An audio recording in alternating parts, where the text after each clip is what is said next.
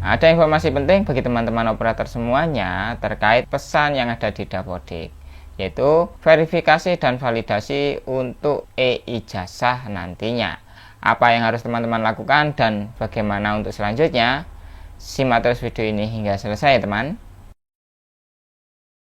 Halo Sobat Dimas, bertemu kembali dengan kami. Semoga teman-teman tidak bosan selalu mengikuti video-video terbaru dari kami. Oke teman-teman, di sini kita akan bahas masalah info dan juga surat yang baru saja muncul pada Dapodik. Di sini kita bisa baca-baca sedikit supaya teman-teman paham apa yang dimaksud. Di sini sebenarnya ditujukan langsung kepada operator dinas dan operator provinsi, karena dinas otomatis bisa mengecek, memverifikasi dan validasi data untuk calon lulusan dan penerima ijazah. Yang mana ijazah ini nanti bisa disebut sudah ijazah elektronik seperti itu ya. Jadi semuanya harus valid tanpa terkecuali, mulai dari identitas lembaga, identitas peserta didik dan juga yang lainnya ya. Terutama untuk di satuan pendidikan, nama lembaga dan nama peserta didik itu harus valid sesuai Dukcapil, serta inputan nilai rapot haruslah lengkap, karena nilainya pun itu nanti akan langsung muncul pada e-ijazah seperti itu ya. Oke, di sini teman-teman, poin pentingnya langsung saja kita pada nomor 2 dan juga nomor 3, karena di sini yang terkait pada satuan pendidikan yaitu peserta didik. Yang mana apabila teman-teman di sini tidak sesuai jumlah peserta didik tingkat akhir pada halaman referensi, maka teman-teman bisa sesuaikan pada Dapodik, di cross check lagi apakah ada salah rombel atau salah tingkatan seperti itu ya, atau beda program, salah program untuk di kesetaraan, karena semua program paket ABC ini dalam satu Dapodik. Berbeda dengan lembaga formal yang dalam satu jenjangnya tidak ada program lain. Di sini teman-teman operator khususnya di lembaga PKBM maupun SKB harus benar-benar jeli memeriksa satu-satu apakah data pada Dapodik tidak ada kesalahan dalam program terutama ya. Kemudian untuk teman-teman bisa dipastikan yaitu pada nomor 3, apabila ada residu, baik itu residu NISN, segera ditangani. Sudah banyak informasi dan tutorialnya yang saya berikan terkait residu NISN, dan yang terbaru kemarin juga sudah saya jelaskan terkait NISN ganda ya. Bisa disimak apabila ada permasalahan-permasalahan NISN ganda, karena ini nanti tidak akan bisa lulus by sistem karena NISN ganda ya. Kemudian apabila ada identitas yang tidak sesuai dengan Dukcapil bisa dipadankan. Apabila memang data di Dapodik tidak sesuai dengan data Dukcapil, mulai dari akte kelahiran, KK ataupun yang lainnya, bisa dipadankan dari salah satu dokumennya. Baik itu memadankan dengan akte kelahirannya ataupun memadankan dengan ijazahnya. Ya, seperti itu. Karena pada integrasi Dapodik dan Dukcapil yang dipakai adalah KK ya. Jadi KK itu adalah tempat updating semua data. Apabila ada tidak kesesuaian dengan KK bisa dipadankan dengan ijazahnya ya. Jadi nanti bisa sama. Apabila memang ijazah sudah sesuai dengan akte kelahiran maka akan lebih bagus. Tetapi apabila ada ketidaksesuaian dengan akte kelahiran dan ijazahnya bisa dikonsultasikan dengan pihak yang bersangkutan mana yang akan dipakai untuk identitasnya untuk selanjutnya. Seperti itu ya. Jadi nanti supaya match gitu, supaya tidak ada perbedaan data.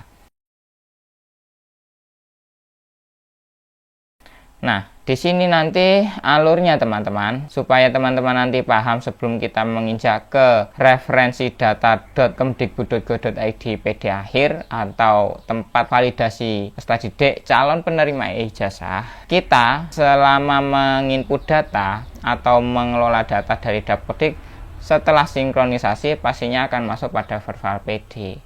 Nah, dari verbal PD inilah teman-teman nanti akan difilter dari sistem mana yang peserta didik ganda, mana yang peserta didik tidak valid, mana peserta didik yang memiliki NISN berganda, ataupun peserta didik yang tidak memiliki NISN ya. Semuanya terfilter di verbal PD ini. Jadi teman-teman nanti bisa langsung saja cek pada peserta didik residu di sini, menu residu.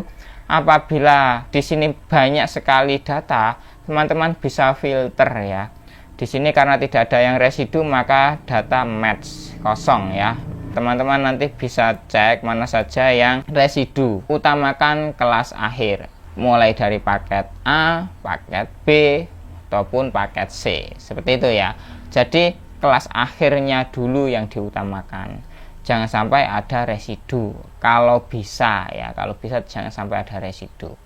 Apabila ada residu, kalau memang sudah diperbaiki, sangat bagus seperti itu ya. Nah, apabila dari virtual PD ini nanti akan mengalir datanya teman-teman, yaitu pada portal PD. Nah, portal PD itu yang mana toh? Portal PD itu yang lamanya adalah pd.data.kemdikbud.go.id. Teman-teman nanti bisa masuk pada portal PD. Di sini masih ada pemeliharaan rutin ya. Jadi portal PD itu tampilannya yang seperti ini teman-teman ya. Teman-teman tidak asing pastinya, karena di sana nanti ada berbagai macam pemadanan, mulai dari data penerima dana PIP, kemudian AKM, kemudian ABM untuk lembaga formal, ada UK nantinya untuk kelas akhir bagi lembaga kesetaraan, dan juga pemadanan data dengan Dukcapil ya. Karena di sana nanti pastinya akan ada centang hijau dan merah ya. Sangat banyak sekali warna-warni di sana. Nah, sebenarnya kalau teman-teman cek pada PD kelas akhir itu sama teman-teman, pada referensi.data.kemdikbud. Nah, larinya setelah dari portal PD ke sini teman-teman. Di filter untuk kelas akhirnya disendirikan di sini untuk verifikasi. Nah, teman-teman harus tahu di sini untuk menu atau untuk laman verifikasi ini untuk kelas akhir atau penerima ijazah ini masih belum maksimal, masih ada updating dan seterusnya. Di sini yang bisa kita akses hanya data verifikasi saja. Untuk DNS-nya juga masih belum maksimal, masih hanya beberapa lembaga saja. Untuk formal, untuk non formal masih belum ya. Jadi kita tunggu saja untuk updating pada laman ini. Tetapi ini nanti kita akan jelaskan masalah laman data referensi untuk PD kelas akhir. Jadi bagi teman-teman yang belum paham, di sini bisa tanya pada kolom komentar apa saja yang dipermasalahkan. Sebelum kita lanjut untuk membahas menu e-ijazah ini. Oke, di sini teman-teman kita langsung saja untuk pembahasan. Sebenarnya di sini adalah aksesnya dari operator dinas dan operator provinsi, tetapi kita bisa login ya teman-teman. Tetapi tampilannya tidak berubah, login ataupun tidak ini sama. Tampilannya tidak seperti portal PD. Kalau portal PD itu kita login langsung bisa masuk ke akun kita, bisa melihat semua data peserta didik valid, mana yang valid Dukcapil, mana yang tidak, mana yang terfilter dengan sistem. Kadang-kadang jumlahnya tidak muncul, tidak sama dengan di verbal, ataupun tidak sama dengan yang jumlah asli di Dapodik. Itu pada portal PD ya. Tetapi pada laman e-ijazah di sini tampilannya kita login atau tidak pun sama. Jadi kita tidak perlu login pun kita bisa melihat semua data. Di sini bedanya. Nah, untuk mengakses jumlah ya, di sini kita melihat verifikasinya dulu untuk mengakses jumlah peserta didik. Di sini kita mungkin bisa langsung cek pada data verifikasi menu peserta didik. Nah, nanti akan diarahkan ke sebuah halaman, kita bisa melihat jumlah peserta didik kita di kelas akhir di masing-masing lembaga sesuai filternya ya. Di sini kita bisa memfilter kementerian yang mana, contohnya saja di sini Kemendikbudristek. Bagi yang umum apabila di bawah naungan Kemenak seperti MI, MTS, MA dan lainnya yang sederajat ya, di naungan Kemenak bisa pilih Kemenak. Oke, di sini kita pilih semua kementerian, kemudian kita coba pilih Dikmas, kita di sini pilih PKBM, apabila SKB bisa pilih SKB ya teman-teman. Kita di sini pilih PKBM, tingkatannya yang mana? Tingkatannya kita bisa pilih kelas 12 atau kelas 9 atau kelas 6 juga bisa ya. Kenapa di sini ada tingkatan 4 dan tingkatan 6? Karena di sini bagi yang K13 seperti itu ya. Nah, kita pilih saja yang kelas 12, kita pilih terapkan. Maka akan muncul di setiap wilayah provinsinya. Nah, coba kita cari yang ada di wilayah Provinsi Jawa Timur ya, teman-teman. Nah, di sini kita bisa pilih kabupatennya, kita pilih coba saja ini random ya, teman-teman. Kita pilih di Sidoarjo. Kemudian di sini kita bisa pilih yang mana? Bisa Kecamatan Sidoarjo ya. Ini random. Nanti bisa teman-teman pilih sesuai kecamatannya masing-masing ya. Kabupaten dan kecamatan nanti akan muncul nama lembaganya. Seperti itu ya. Nah, di sini akan muncul nama lembaga. Di sini otomatis yang sudah kita filter kelas 12. Nah, apakah sesuai di sini jumlah peserta didiknya? Contohnya di sini 6, NISN semuanya memiliki, NIK ada, NISN dan NIK ada. Yang residu tidak ada. Nah, di sini contohnya yang ada residu. Residu NISN di sini teman-teman ada 1 ya. Jadi di sini bisa divalidkan. Ada apa masalahnya di sini kok ada 1 NISN? Ngeceknya ada di Verval PD. Jadi di sini tidak bisa mengecek siapa nama ini ya. Yang bisa operator langsung masuk ke Verval PD. Jadi langsung kita utamakan dulu saja saat pertama kali membuka, kita langsung buka Verval ya teman-teman. Jadi kita tahu residu siapa PD kelas akhir yang memiliki residu di sana, baik residu NIK ataupun residu NISN di situ ya. Jadi langsung kita eksekusi di situ. Tidak perlu terlalu ribet, kita harus dari sini kemudian masuk kemana lagi, langsung saja ke Verval PD ataupun langsung ke portal PD, sama ya teman-teman. Kalau di portal PD malah kita bisa melihat by name by address-nya. Siapa saja yang tidak muncul pada daftar kelas akhir, pasti di situ terkena masalah ya. Entah itu dia rekam didiknya ataupun dia terkena peserta didik ganda dengan lembaga lain ataupun yang lainnya. Apabila tidak muncul, bisa simak video saya yang lainnya masalah pembahasan Verval ya. Itu sudah saya jelaskan lengkap terkait perbaikan data dan permasalahannya. Oke, ini salah satu contoh saja. Apabila ingin mengecek NISN pun sama teman-teman ya. Berapa jumlah NISN? Jadi di sini masih belum ada perbedaan antara menu peserta didik kemudian NISN bagi akun di lembaga sekolah. Apabila di dinas pastinya berbeda. Saya masih belum tahu seperti apa tampilan di dinas apabila login. Kita login di sini dengan tidak login sama teman-teman. Tidak perlu kita login pun sama. Karena satuan pendidikan di sini tidak tahu ya, masih belum termutakhirkan atau bagaimana. Tetapi untuk menu DNS di sini kita masih belum bisa akses, khususnya di lembaga non formal PKB, MSKB dan pondok pesantren. Nah, nanti kita tunggu saja updating dari pemutakhiran laman e-ijazah ini sampai dengan DNT, daftar nominasi tetap. Yang mana daftar nominasi tetap di sini apabila sudah ditetapkan dengan jumlah peserta didik sekian. Contohnya peserta didik teman-teman ada 200, tetapi yang ditetapkan hanya 190, yang 10 karena belum valid atau ada residu NIK ataupun residu NISN, maka yang 10 ini tadi tidak akan terbit nomor ijazahnya atau e-ijazah, tidak akan bisa diunduh oleh dinas seperti itu ya. Jadi nanti teman-teman semuanya bisa segera validkan datanya di Verval PD, seperti itu ya teman-teman. Oke.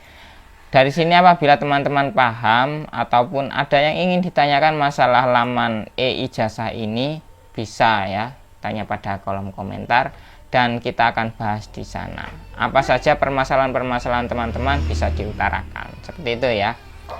Semoga apa yang saya jelaskan di sini bisa membuat teman-teman paham apa sih fungsi dari menu e-ijazah di sini. Nantinya semua lulusan by name by address akan bisa dicek data induk ijazahnya atau nomor ijazahnya. Kalau di pendidikan tinggi seperti pada PD Dikti seperti itu ya teman-teman. Jadi semua bisa mengecek nomor ijazah dan keabsahannya. Jadi tidak ada yang namanya data abal-abal. Apabila ada kesalahan pastinya nanti akan bisa dilakukan Verval sesuai nomor ijazahnya, seperti itu ya. Apabila data pribadinya terutama NIK dan NISN ini tidak sama, pasti tidak akan bisa diverval. Kemungkinan seperti itu bisa. Karena apa? Untuk nomor ijazah ini sudah melekat dengan data pribadi, yaitu satu data ya. Di sinilah teman-teman pentingnya operator harus kerja keras, bersihkan semua residu ya, bersihkan semua residu. Saya selalu bilang bersihkan residu.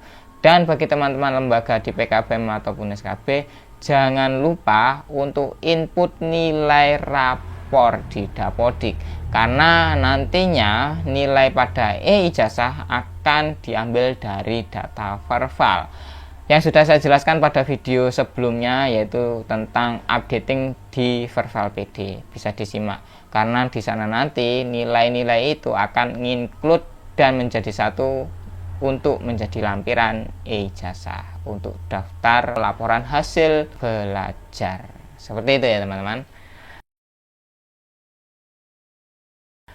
Oke teman-teman, mungkin itu dulu untuk informasi kali ini. Semoga apa yang saya jelaskan di sini bisa memahamkan teman-teman apa fungsi dari laman e-ijazah ini ya. Jadi kita tunggu updatingnya sampai sudah sempurna ya.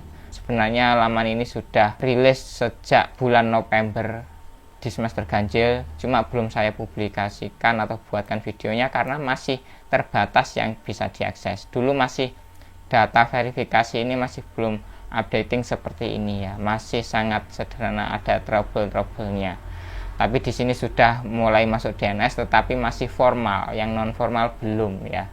Jadi kita tunggu saja updatingnya hingga nanti di akhir kelulusan ya, untuk tahun ajaran tahun ini mungkin sudah termutakhirkan untuk semuanya, dan kita akan jelaskan untuk updating pada laman e-ijazah ini atau referensi.data.kemdikbud.go.id PD kelas akhir ya.